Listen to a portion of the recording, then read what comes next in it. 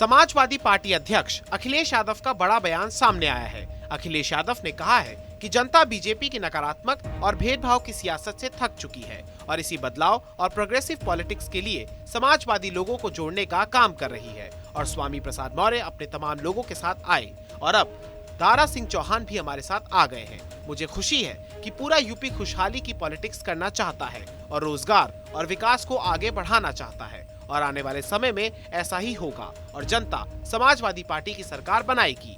उत्तर प्रदेश की जनता negative politics से थक गई है।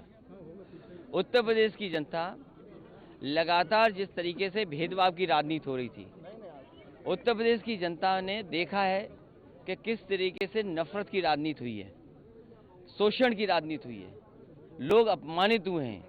इस सब बदलाव के लिए, प्रोग्रेसिव पॉलिटिक्स के लिए, एक पॉजिटिव पॉलिटिक्स के लिए और समाजवादी पार्टी की कोशिश है लोगों को साथ लाने का काम कर रहे हैं, लोगों को मिलाने का काम कर रहे हैं। और उसी कड़ी में जब पिछली बार स्वामी साहब मौर्य जी साथ आए, हमें खुशी है उनके साथ और साथी भी आए हैं। समाजवादी पार्टी की जो आने वाले समय में लड़ाई है उसको और आसान किया। आज दारा सिंह चौहान जी भी समाजवादी पार्टी के साथ खड़े हो रहे हैं। तो मुझे खुशी है इस बात की कि पूरा उत्तर प्रदेश एक खुशहाली की पॉलिटिक्स करना चाहता है। उत्तर प्रदेश में एक बार फिर समाजवादी सरकार बन करके आएगी। हमारे जो गठबंधन के लोग हैं, आज 80% वोट समाजवादी पार्टी और गठबंधन जितने सहयोगी दल उनके साथ है और 20% जनता भारतीय जनता पार्टी से नाराज है। अगर 80% समाजवादी पार्टी और सहयोगी दलों के साथ जनता है और 20% अगर जनता खिलाफ है, तो भारतीय जनता पार्टी का साफ होना उत्तर प्रदेश से निश्चित है। योगी सरकार में वन, पर्यावरण एवं जंतु उद्यान मंत्री रहे दारा सिंह चौहान ने अपने पद से इस्तीफा दे दिया है। 24 घंटे में योगी सरकार के दूसरे मंत्री ने इस्तीफा दिया है। यूपी में सियासी घटनाक्रम तेजी से बदल रहा है। कैबिनेट मंत्री स्वामी प्रसाद मौर्य के इस्तीफा देने के 24 घंटे के अंदर ही योगी सरकार की एक और मंत्री ने अपने पद से इस्तीफा दे दिया। इस्तीफा देने के बाद दारा सिंह चौहान ने कहा कि योगी सरकार में पिछड़ों, वंचितों, दलितों, किसानों और बेरोजगार नौजवानों के साथ उपेक्षात्मक रवैया अपनाया गया है। उन्होंने योगी सरकार पर दलितों व पिछड़ों के आरक्षण से खिलवाड़ करने का भी आरोप लगाया। उन्होंने अपना इस्तीफा राजभवन भेज दिया है।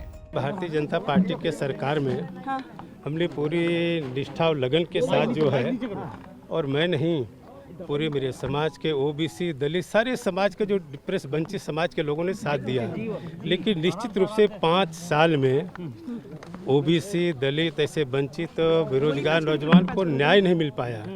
इससे आहत होकर के मैंने इस सरकार से इस्तीफा दिया है। दारा सिंह चौहान भी स्वामी प्रसाद मौर्य की राह पर चल पड़े हैं। दारा सिंह ने भी समाजवादी पार्टी अध्यक्ष अखिलेश यादव से मुलाकात की, जिसकी जानकारी अखिलेश यादव ने ट्वीट कर दी।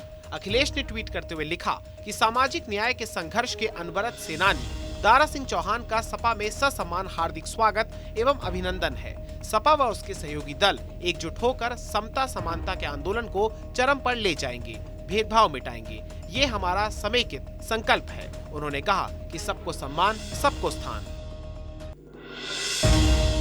दारा सिंह के इस्तीफे के बाद बीजेपी ने प्रतिक्रिया वैसी ही दी जैसी मंगलवार को स्वामी प्रसाद मौर्य के इस्तीफे के बाद दी थी। दारा सिंह चौहान के इस्तीफे के बाद डिप्टी सीएम केशव प्रसाद मौर्य ने ट्वीट किया और लिखा, परिवार का कोई सदस्य भटक जाए तो दुख होता है।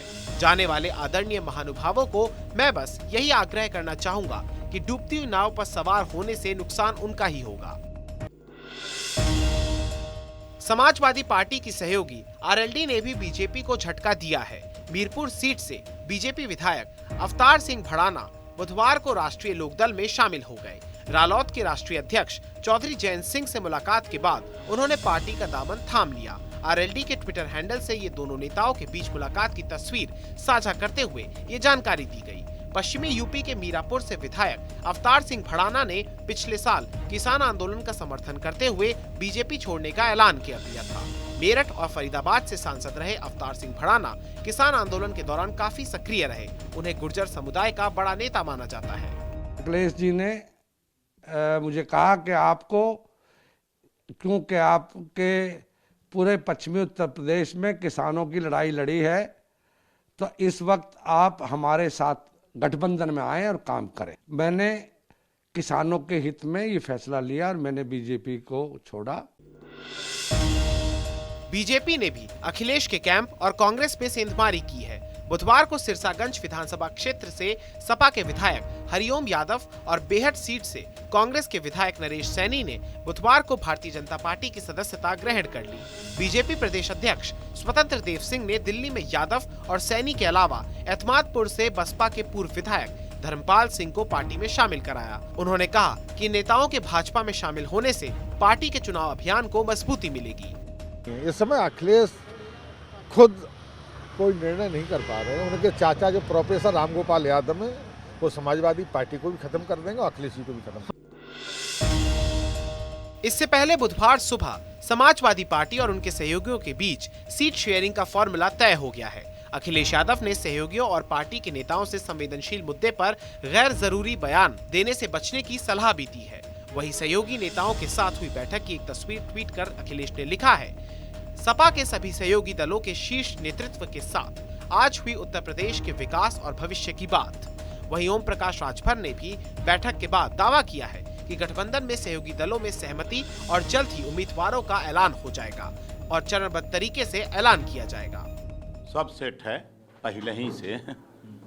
ये मोर्चे में जितने लोग हैं, आज सब लोगों से सुझाव लिया गया कि किसी को कहीं दिक्कत हो, कोई परेशानी हो और कोई अच्छा सुझाव आप देना चाहें, तो सब लोगों ने अपना अपना सुझाव दिया। कोई दिक्कत परेशानी किसी को नहीं, परेशानी तो किसी को नहीं है। सब लोग इसी बारे खाली परेशान है कि कितने जल्दी माननीय अखिलेश यादव जी को मुख्यमंत्री बना दें। स्वामी प्रसाद मौर्य के खिलाफ एमपी एमएलए कोर्ट ने गिरफ्तारी वारंट जारी कर दिया है।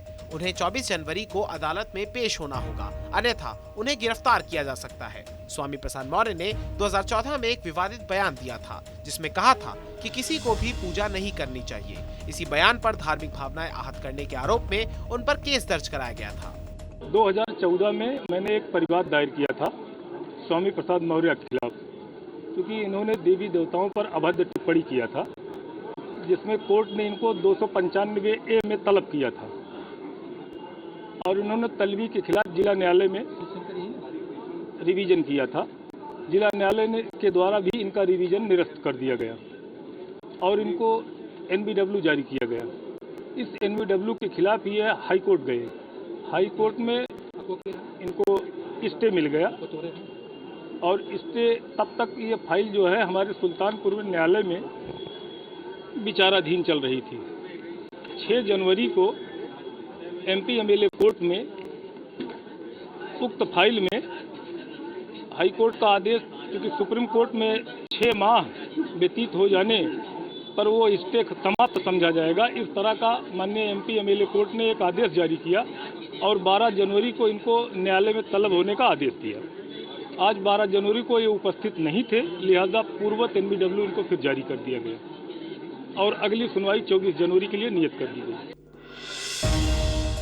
उत्तराखंड में चुनाव से पहले पाला बदलने का खेल शुरू हो गया है। कांग्रेस ने इसकी भनक लगते ही पार्टी के पूर्व प्रदेश अध्यक्ष किशोर उपाध्याय को पार्टी के सभी पदों से हटा दिया है। पार्टी के मुताबिक किशोर पर यह एक्शन उनकी बीजेपी और अन्य विपक्षी पार्टियों के साथ दोस्ती बढ़ाने के चलते लिया गया है।